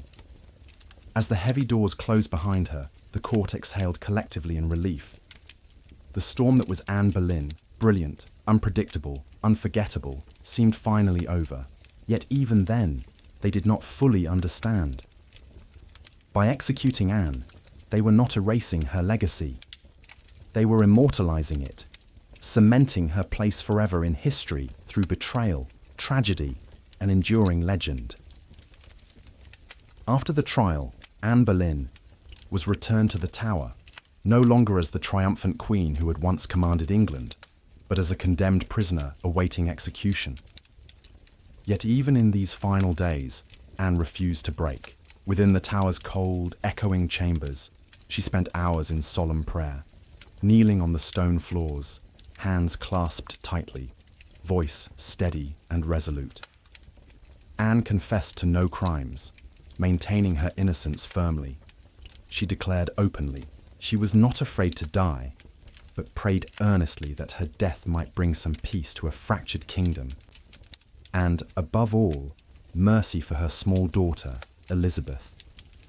Her ladies-in-waiting, those few who remained loyal, often wept quietly, devastated by the unfolding tragedy, but Anne comforted them rather than the other way around. Her humour, even now flashed in bitter jokes about becoming a queen, remembered solely for losing her head. Yet within that dark humour shone the unyielding spirit that had always defined her. Meanwhile, Henry VIII showed no signs of mercy or remorse.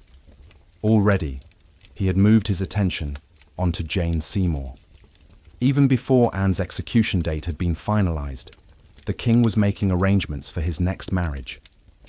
For Anne, this ultimate betrayal by the man who once reshaped the entire kingdom for her must have been the deepest and most painful cut of all.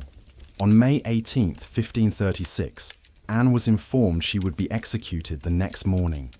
She spent that final night sleepless, deep in prayer, seeking divine forgiveness for those who had betrayed her, and perhaps, quietly, for herself, for the fierce ambition and pride that had brought her to this tragic end.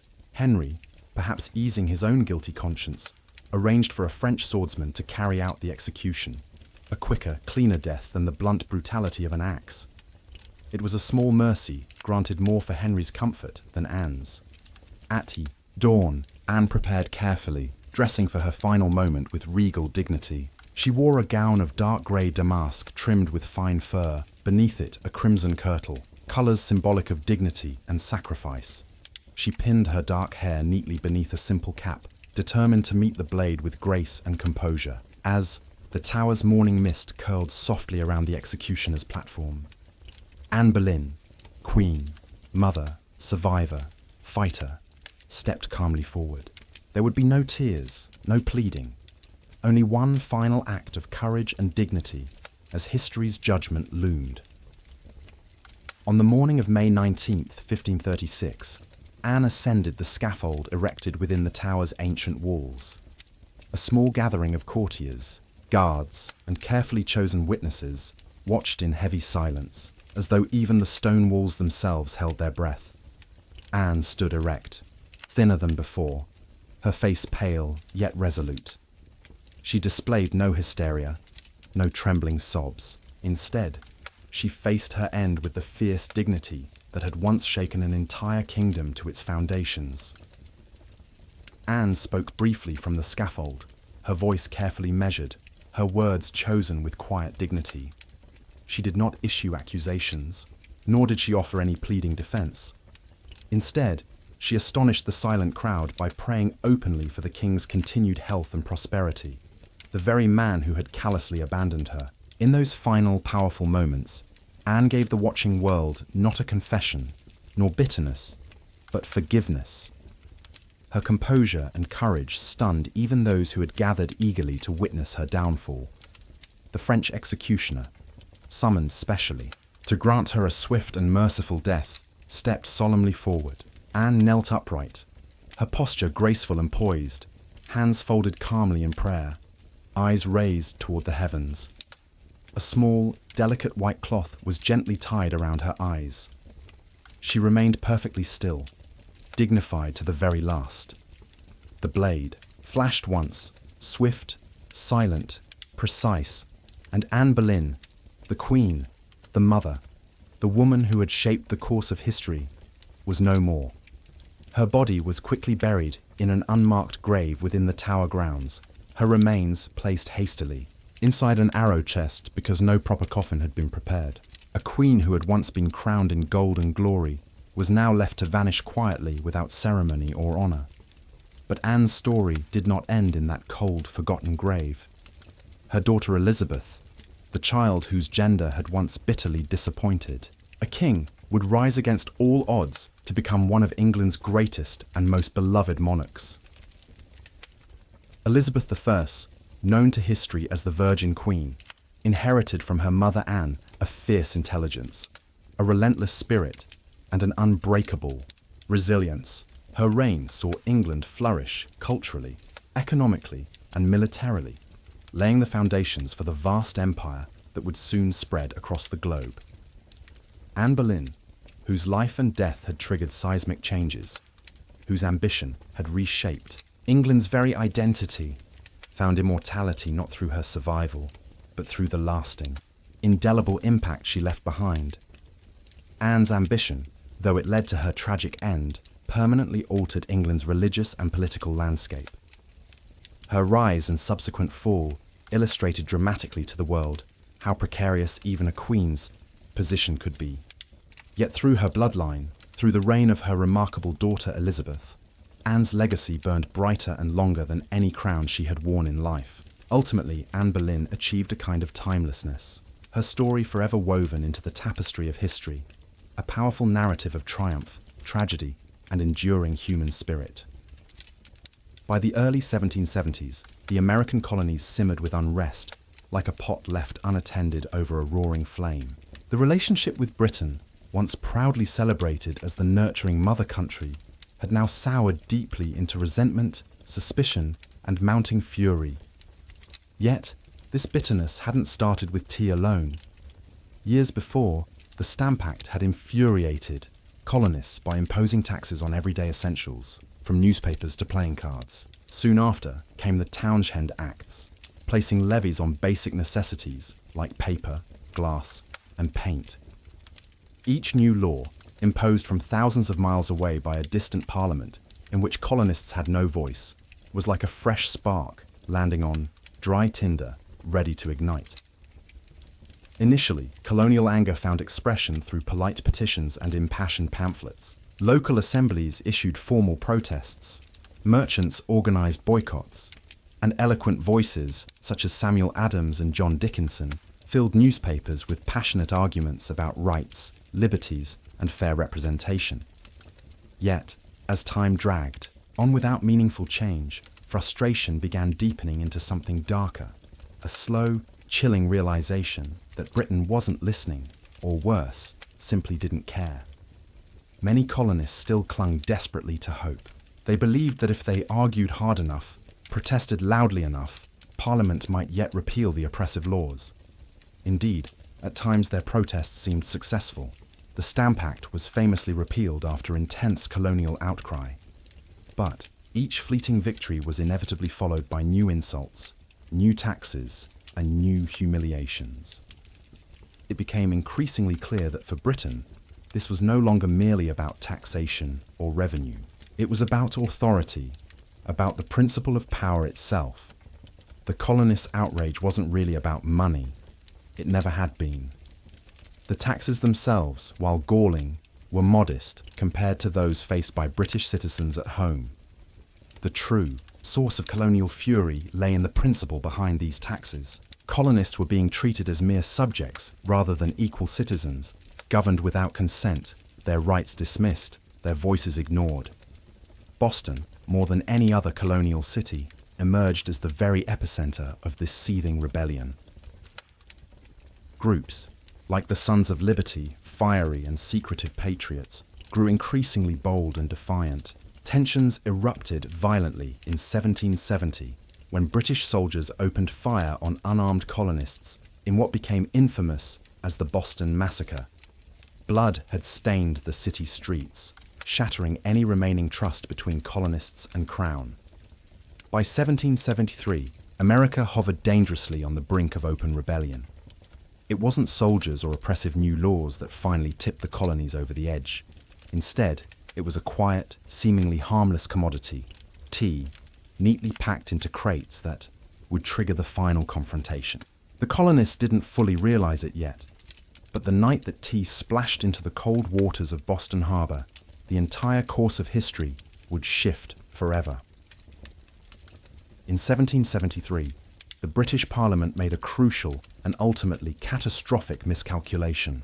Believing the colonies would eagerly welcome cheaper tea, Parliament passed the Tea Act, ostensibly designed to rescue the struggling British East India Company, while subtly reaffirming Britain's right to tax the colonies. On paper, it seemed, an attractive offer. The Tea Act allowed the company to bypass colonial merchants, dramatically slashing prices and offering colonists their beloved tea at a bargain price, just pennies cheaper. But what could possibly go wrong? Everything, as it turned out. Because the issue was never really about the cost of tea. It was always about the principle behind the tax itself. The Tea Act left intact the detested tax on tea. To accept the cheaper tea, however enticing financially, would be to acknowledge Parliament's authority to tax the colonies without their consent. To many Americans, this was utterly unacceptable. It wasn't merely a financial matter. It was a deeply personal insult, an affront to their dignity, a denial of their fundamental rights as Englishmen. Thus, Rather than calming the colonies, the Tea Act sparked even greater fury. Colonists across America began rallying around a single defiant principle: no taxation without representation. Parliament's seemingly minor misstep with the Tea Act was about to ignite an explosive reaction that neither Britain nor the colonies could fully foresee. And in April 1775, the fire reached Lexington and Concord. British troops sent to seize colonial weapons instead found farmers standing ready. Ordinary men, blacksmiths, carpenters, teachers, refused to back down. Muskets flared, smoke rose, and the first shots of the American Revolution rang out across the spring morning. The Boston Tea Party had been the first blow, a quiet rebellion carried out under the cover of night by men with blackened faces and burning hearts. In dumping, the tea, they hadn't just rejected a tax, they had rejected tyranny, empire, silence.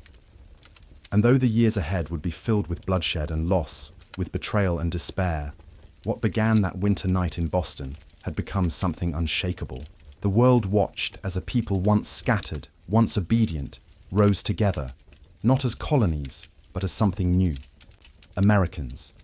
And from that single act of defiance, the course of world history was changed. One crate, one harbour, one cold December, night at a time. The American colonies were no longer loyal subjects. They had transformed into something else entirely, something bold, unpredictable, and to the British Crown, deeply dangerous. They were revolutionaries now, and they were just getting started. But long before these revolutionaries dreamed of liberty, before empires rose and fell, before the pyramids of Giza towered in the Egyptian sun or Mesopotamian cities pulsed with life, there was another story, hidden, silent, almost forgotten. In a dry valley on the arid coast of what is now Peru, something remarkable stirred over 5,000 years ago, the city of Caral. For thousands of years, the name Caral was lost to history, buried beneath sand and silence. Its valley, called the Soup, seemed at first glance like the last place on Earth where a civilization might thrive. The sun scorched, its barren ground. The land offered no abundance, only rock and wind. The river that wound through the valley was little more than a whisper of silver. To most, it appeared lifeless, unwelcoming, abandoned. And yet, amid this seemingly desolate expanse, a great city bloomed. Caral was not a scattered cluster of dwellings or a dusty village. It was a purpose-built city, one of the earliest in the world. It spread over 150 acres, dotted with pyramids, ceremonial plazas, sunken amphitheatres, wide avenues, and neatly organized residential zones. It had structure, vision, intelligence, a society that wasn't just surviving, it was flourishing. All of this, built without the wheel, without a writing system, without metal tools. The people of Caral used only stone, earth, rope, and an almost supernatural understanding of their environment. They raised pyramids from the desert floor with calloused hands and communal effort, crafting massive public works with sheer willpower and coordination. And then, for reasons still unknown, Caral fell into silence. For millennia, it disappeared, hidden under sand and eroded by time. Even when modern travelers came across the strange mounds dotting the Soup Valley, they mistook them for hills, natural lumps of earth shaped by wind and weather. No one imagined that beneath their feet lay one of the oldest known cities in the Americas, older than the Inca, older than the Maya, older even than the earliest Egyptian pyramids. It wasn't until the late 20th century that Peruvian archaeologist Ruth Shady and her team began to uncover the truth. What they found would rewrite not only the history of Peru, but the story of civilization itself. Because buried beneath the dust of forgotten time was not just a city, it was a revelation. Caral had flourished quietly, without conquest, without war. It had risen with peace and fallen without a trace. Its stones had waited patiently for thousands of years to be heard again, and now, finally, they were speaking of a people who built not through dominance, but through cooperation, science, and vision. At first glance, the Soup Valley still appears harsh. The winds tear across the desert with unforgiving sharpness. The sun is merciless, drying the land to brittle plates of dust. Water is rare and fleeting. To most eyes, it is a wasteland, still forgotten by the gods. But the people of Caral had looked at this same land and seen something else entirely. They had seen possibility. Where others saw dust and death, they saw a place to shape and mould. The river, though modest, was the artery of their future. With patient ingenuity, they built irrigation systems that guided the water across the valley floor, carving green veins into the dust. Where most would have given up, they coaxed life into being. Cotton, beans, squash, sweet potatoes, guava, crops that would feed them, clothe them, and connect them. Cotton was especially vital. They spun it into fishing nets and woven cloth, goods that became currency in a trade network that stretched far beyond the desert's edge. Their valley was not an island, it was a hub, linked to distant coastal communities and mountain settlements by shared needs, shared goods, shared knowledge. But agriculture alone did not define Caral. The people here understood that survival in the desert demanded harmony with nature. They didn't fight the land, they worked with it. Their buildings, made of stone and earth, were crafted to endure scorching summers and sudden floods. They aligned their structures with celestial patterns, watching the stars and seasons, mapping time with a precision that rivaled far more famous civilizations. Trade routes became their lifelines, bringing in exotic shells from the ocean, minerals from the Andes, and ideas from faraway people. This wasn't a backwater settlement. It was a capital of thought, of experimentation, of refined living. Against all odds, Caral became a marvel of pre-industrial engineering and social organization. Their society was not driven by warfare or conquest, as far as archaeologists can tell. Instead, it thrived on knowledge, ceremony, and collaboration. Theirs was a civilization that found greatness not by overpowering nature, but by listening to it. And this city, this peaceful, ancient giant, was only beginning to reveal its secrets. Emerging from the sand like slumbering giants, the pyramids of Caral challenge everything we thought we knew about ancient America. These are not primitive heaps of rock. They are structured, measured, deliberate. Massive staircases rise to temple platforms. Ceremonial fire pits sit at their hearts. Around them, plazas and dwellings radiate outward in balanced harmony. This was not guesswork. It was planning, intention, and a shared dream brought to life. Caral wasn't just early. It was advanced. It was visionary. And its rediscovery is forcing historians to look again at maps, at assumptions, at the very question of what it means to be first. Because long before the Andes echoed with Incan songs, long before Spanish galleons crossed the sea, and long before the modern world imagined its own superiority, the people of Caral had already begun to build something magnificent, and their story was only beginning to rise from the dust. The heart of Caral was dominated by its grandest monument, the Great Pyramid. Stretching over 450 feet from base to tip, and soaring nearly 60 feet above the desert plain, it rivaled any early wonder of the ancient world. Built from quarried stone, sun-baked mud bricks, and massive reed sacks filled with rock and earth, this colossal structure was engineered not only to endure scorching sun and driving wind, but also to survive the occasional earthquakes that tremored through the valley. For nearly 5,000 years, it has stood silent and unbroken, a testament to the ingenuity of its builders. But Caral's pyramids were not tombs. Unlike the vast necropolises of Egypt, these stepped giants served as living centers of ceremony and governance. Broad, elegant staircases climbed their faces, leading to flat summit platforms where fires once burned through star-filled nights. There, beneath the endless Peruvian sky, priests conducted rites to honor river deities, celestial cycles, and the changing seasons. At the feet of these pyramids lay vast, sunken circular plazas, ancient amphitheaters carved into the earth, designed to gather thousands in communal celebration and ritual, reinforcing social bonds and shared beliefs. Surrounding these monumental cores, residential complexes spread outward like spokes on a wheel. These living quarters likely housed the city's administrators, artisans, farmers, and spiritual leaders. The precise arrangement of homes, plazas, and pyramids suggests that Caral's architects aligned their city with sunrises, solstices, and stellar patterns, integrating mathematics, astronomy, and spirituality into every stone. Walk among the ruins today, and you can almost feel that cosmic connection. There are no fortifications, no arrowheads scattered in drains, no signs of siege. Caral was built on peace, not war. Its people invested their labor in stonemasonry, irrigation, and shared ceremony rather than in weapons or walls. Their energy flowed into creating a harmonious society, one that celebrated life through architecture, trade, and ritual, rather than vanquishing enemies.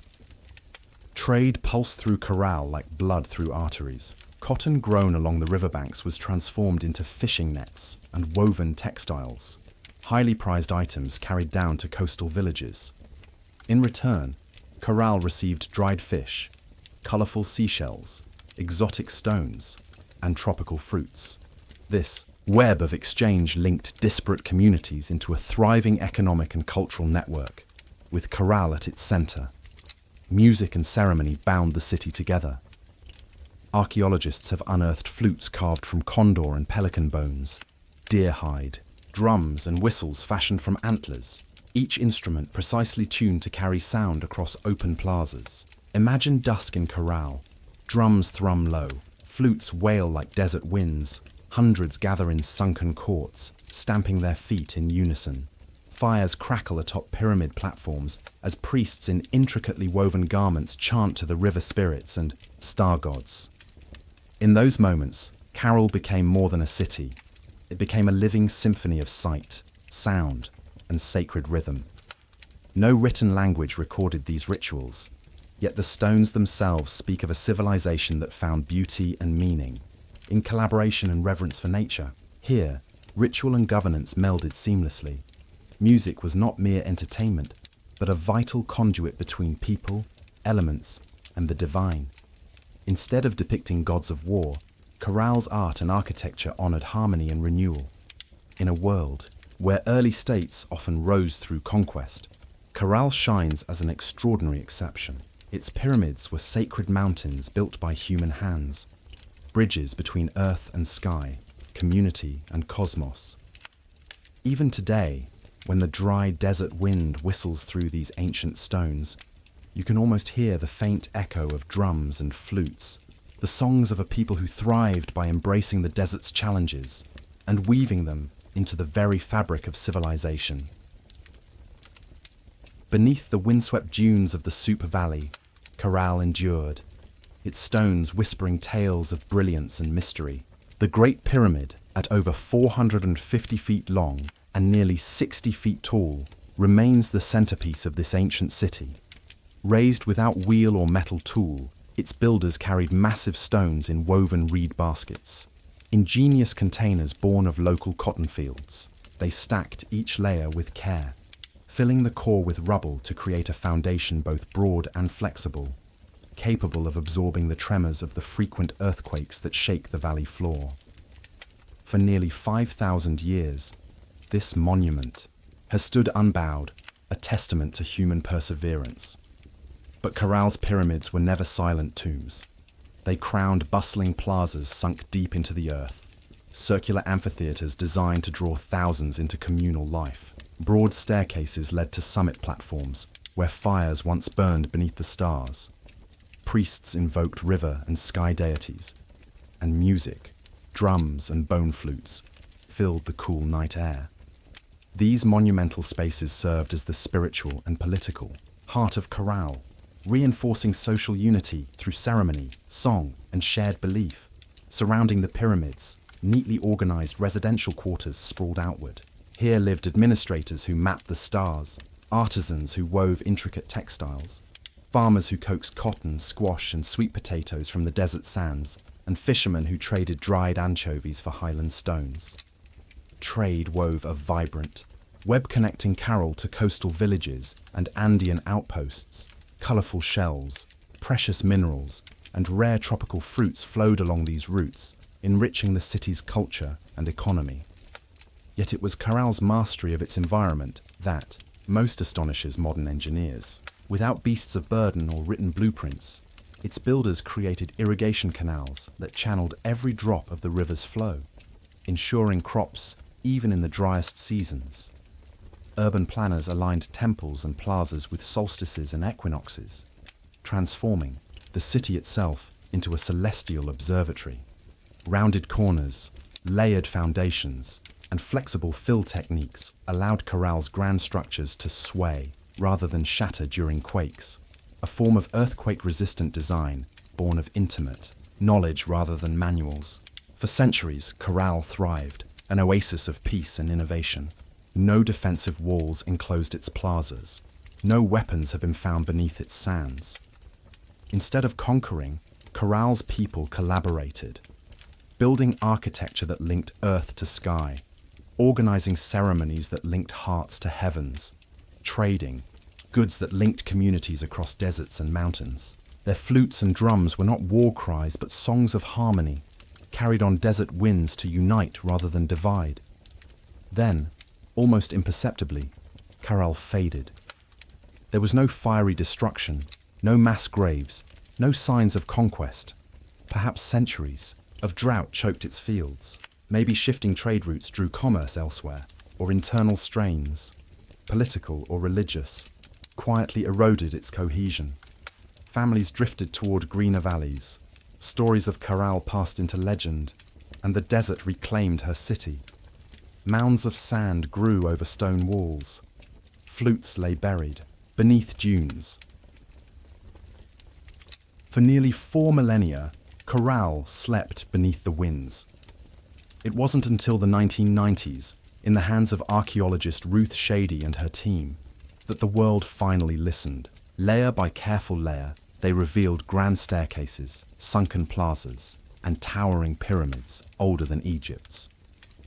Radiocarbon dating placed Caral at over 4,600 years old, evidence that complex urban life and monumental architecture blossomed independently in the Americas long before history had credited.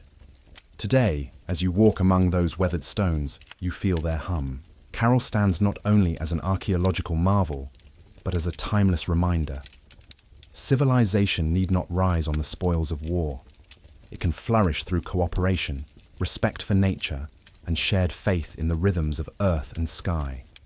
In the heart of a desert that seemed inhospitable, Caral built a legacy of ingenuity, harmony, and wonder.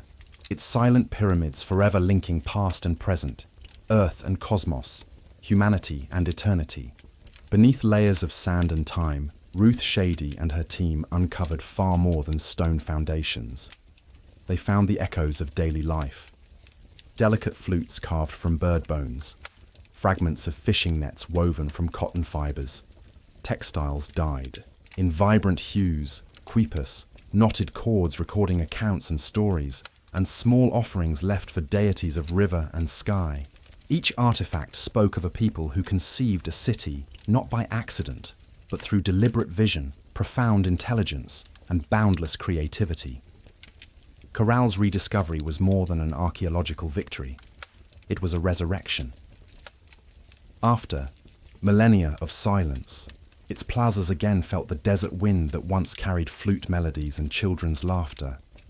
The abandoned pyramids seemed to breathe, their steps inviting us to climb into the past and listen. Today, Caral stands protected as a UNESCO World Heritage Site, a fragile, irreplaceable bridge to humanity's earliest dreams of building, belonging, and believing. Those stones resisted oblivion, waiting patiently for someone to heed their story. And what a story it is. Long before the grandeur of Greece, Rome, or Egypt, Caral's architects were raising pyramids without wheels, charting the heavens without written script, and weaving a thriving society from trade, music, ritual, and ingenious engineering, all without drawing a single sword. There were no fortresses, no mass graves, no scars of conquest, only the lasting monuments of peace and cooperation. Caral reminds us that complexity need not demand conflict. True greatness arises when communities unite to innovate, celebrate, and reach skyward together. Its legacy shatters the notion of a single cradle of civilization. Instead, it shows that across different continents and climates, humanity's spirit of invention and aspiration emerged independently, guided by the same timeless yearnings to endure, to rejoice, and to touch the divine. Walking among Caral's weathered ruins today, you can almost hear it, the steady beat of drums, the plaintive call of flutes, merchants haggling in sunken plazas, children racing along stone avenues under an unbroken canvas of stars. Those lives and dreams remain etched into the very bones of the earth, reminding us that even when cities fall, their spirit can survive, sleeping under sand, waiting patiently to be remembered. In the grand tapestry of human history, Caral shines, not merely as an ancient relic, but as a beacon for our future. It teaches that even in the harshest deserts, beneath the heaviest sands, the seeds of wonder, wisdom, and peace can take root, and that a civilization built on harmony and creativity may leave the most enduring legacy of all.